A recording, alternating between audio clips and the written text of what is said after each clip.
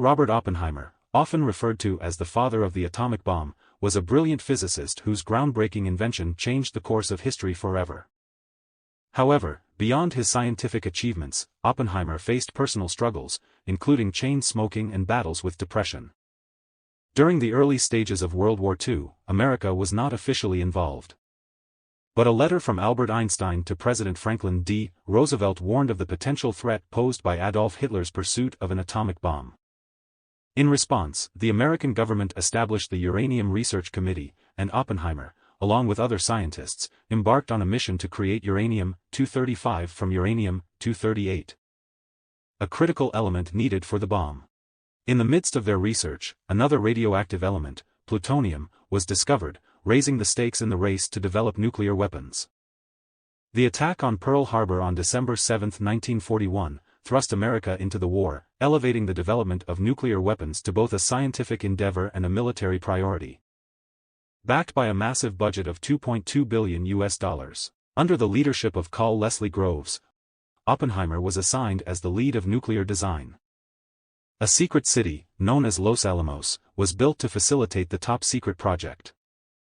The objective was twofold: producing uranium-235 from uranium-238 and also extracting plutonium at a separate location in Washington.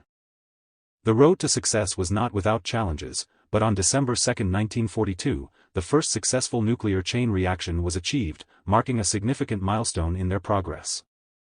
Oppenheimer's remarkable abilities impressed General Groves, who appointed him as the director of Project Y, despite facing opposition from some military officials. Finally, after years of intense research and development, America successfully developed two types of atomic bombs: Little Boy, made from uranium-235, and Fat Man, made from plutonium. To ensure the bomb's viability, Oppenheimer suggested a test, known as the Trinity test, which was conducted on July 16, 1945. The Trinity test was a moment of awe and horror, as Oppenheimer watched the bomb's tremendous power in action. A famous quote attributed to him captures the profound impact of that moment: "Now I am become death, the destroyer of worlds."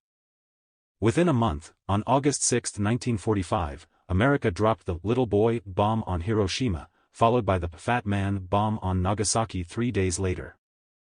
The bombings caused unprecedented destruction and loss of life, sparking debates about the ethical implications of using such devastating weapons. Albert Einstein himself expressed profound sadness over the outcome, saying, "Woe is me." A melancholy statement. The use of nuclear weapons had forever altered the world's perception of war and the potential consequences of scientific breakthroughs. Oppenheimer's emotions were also mixed. While he initially expressed satisfaction that the bomb was ready to be used against Germany, his shock at the scale of destruction caused by the Nagasaki bombing prompted him to travel to Washington on August 17, 1945, to meet with the Secretary of War. In this meeting, he voiced his regret and called for a ban on nuclear weapons.